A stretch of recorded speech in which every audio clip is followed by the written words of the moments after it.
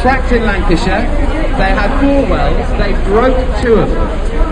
Once those wells were broken, they didn't speak about it. For 6 months, they just carried on fracking. Now, they didn't lie, they were just economical with the truth. But the fact is, if wells break, methane leaks up into... I'm here! We start breathing again, and if we start rolling out all over the UK in the next 6 months.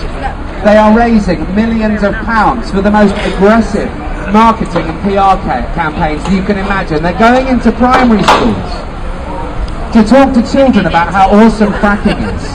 Okay? They are being clever, and we are being clever too, because we are here to belt it out at Nelson's College. Veil open till the final curtain call. Hear the whispers in your hearts. We'd love to have you all. Thank you very much.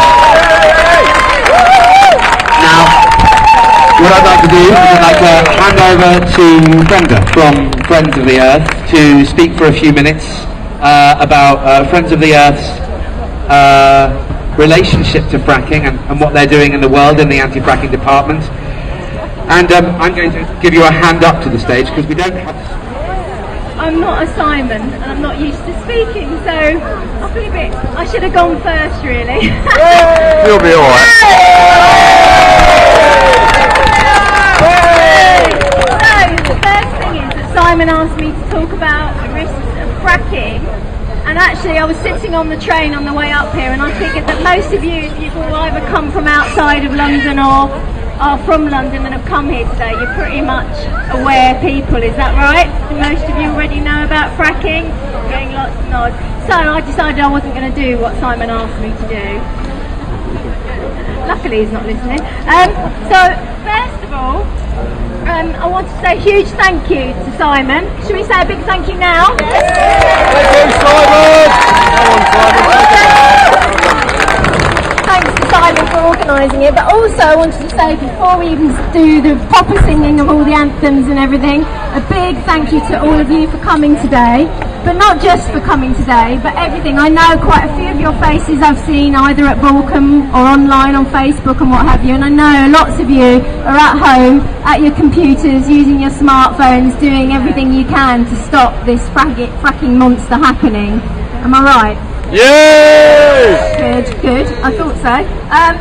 So, everything you do, every click on your computer, every time you click to share an event, like the 2 Gaslands 2 screenings that are coming up this week in Sussex, does everybody know about that? Josh Fox is coming to Lewis, Andy Sprinstead, to talk about the second film about this horrible fracking monster. Somebody's handing out flyers about that if you want to know more, or just look online and Google Gaslands 2. So everything you do from your home is really, really important. So, rather than talking about fracking, I want to talk about the anti-fracking movement, i.e. you and me and everybody that's doing everything.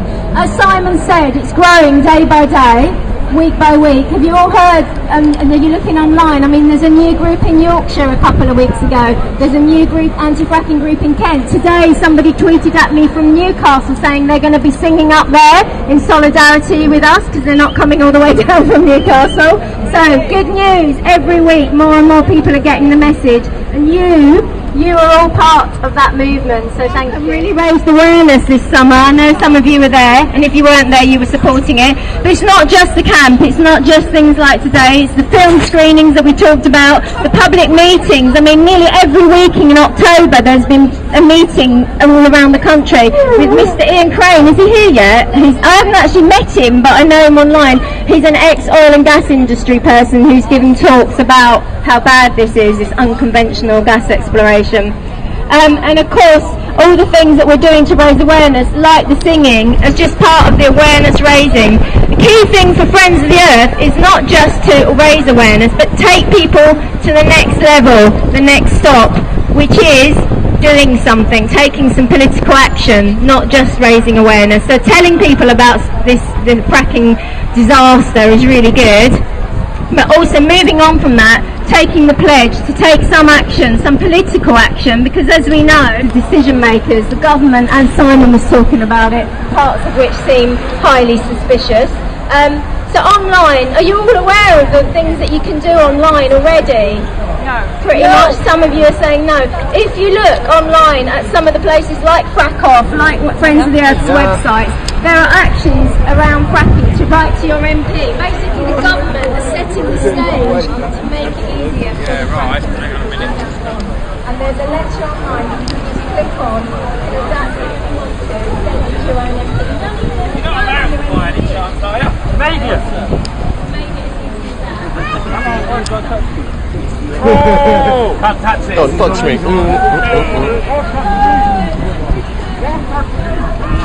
Council, West Sussex County Council, Lancashire County Council, they're the ones making the decisions. What are they doing? You're paying your taxes, you might have voted for them, or, you know, they're there to support you, and are they supporting you? No. So I really want people to go away from today, not just having sung and having had a good time, but actually to use their voices to talk to politicians, decision makers that are making bad decisions at the moment about fracking. So go and talk to people. Because the Canadian Embassy.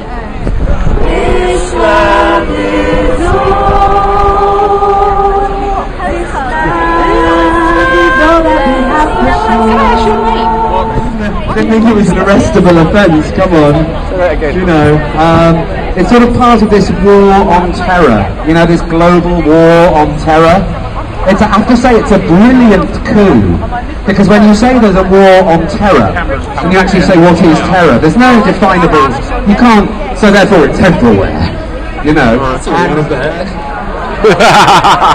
Well done. A lot of mirth, a lot of fun. I didn't know being arrested could be such fun. But then I was in a cell for 7 hours, by myself, with cameras on in 3 wall corners, little bed, very thin blanket, and I wrote a poem.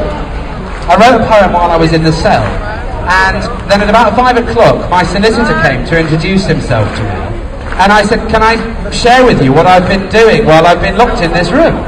And he said yes, and I read him the poem, and his eyes went very, very wide, and he said, "I've never heard anything quite like this.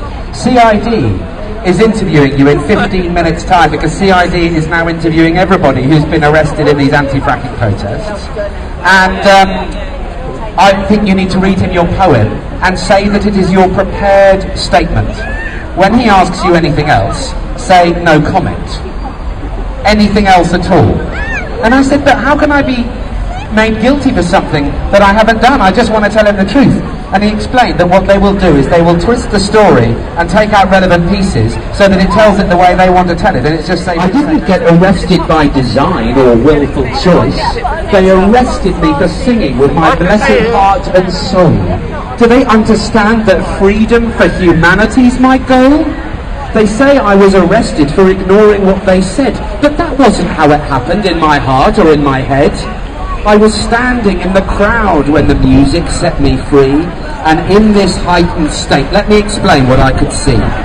3 men standing near me in the bustle and the noise as we sang for hope and freedom. I was singing with the boys. I looked into their eyes and I sang with all my heart. And in that breath, I knew that we'd been brothers from the start. I did not see their helmets, did not register their word. The lyrics and vibration of the anthem's all I heard. I did not see their authorship, all I saw was kin. And my heart confirmed this truth and welcomed these 3 brothers in. The beauty of this moment was both empty and complete. My eyes were streaming tears and I couldn't feel my feet. And then, without a warning, I was pounced upon and grabbed. I started then to understand. The understanding stabbed. These brothers work for forces that care nothing for the heart, and though the policing uniform's presentable and smart, it's like the cell I'm sitting in, solid, square and bleak. No room in here for questions or the answers that we seek. The uniform, the cell, I think they truly are the same. And in this feeling, I let go the need to point and blame. our brothers and our sisters. They are trying to do their best in a system that is broken and that needs to be addressed. But how does one address an institution of control that's been corrupted by an entity that does not have a soul? The law has been corrupted by financial corporate might. No one is responsible. There's no one here to fight. So how do we say no to the corporate agenda? Who, if not the police, will be humanity's defender? As I sit here in this jail cell, I know not what to do, though I feel the answer stirring in the hearts of me and you.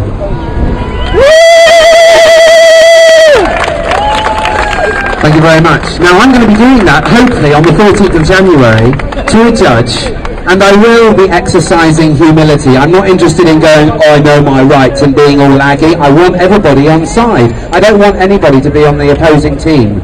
I want us all to be on one team. However, there is another aspect that I'm going to bring into the legal system if I get the opportunity, and I want to share that as much as possible and in as public a way as possible, because the more transparent it is, the more likely it's going to work. I am going to call the police to task, the police who were at Balkan that day, whether they work for Sussex or whether they work for Thames Valley, because they wear a radio system called Tetra. Yeah. Does anybody know about Tetra? Woo! Tetra Airwave. Okay, this is really important. It's a new system for headsets and earpieces and radios that was unhackable. Okay? What that meant was no one can listen in. But Tetra has some really dangerous side effects. A man called Barry Trower, who was at the time a very highly regarded government scientist, was asked to write a report on Tetra and put it into the government. In his report, he measured the microwave radiation level that these headsets were giving out to be so high that the police who wear these systems are going to get heart, neck and head cancer within 15 years of full-time service. Now, on top of this, Tetra pulses with a frequency 16 times a second, where the human brain pulses 17.2 times per second. This closeness means that when police wear these all day, the brain is entrained down by 1.2 pulses a second to fall in line with the Tetra frequencies. And it targets one specific set of beta wave frequencies in the brain that are responsible specifically for, guess what? Making emergency decisions in emergency situations. This has been proven in the report, and now we have an entire police force wearing these systems. And the report is out, and if I can get that report into court, it's going to turn all sorts of things on their heads. So wish me luck with that. We're going to go back to singing now. There are quite dark materials to tackle today, but we've also got the singing and the poetry, and we're going to keep on interspersing them so people don't run. United, we save our entire planet. United, we save our entire planet. United, we save our entire planet. United, we save our entire planet. United, we save our entire planet.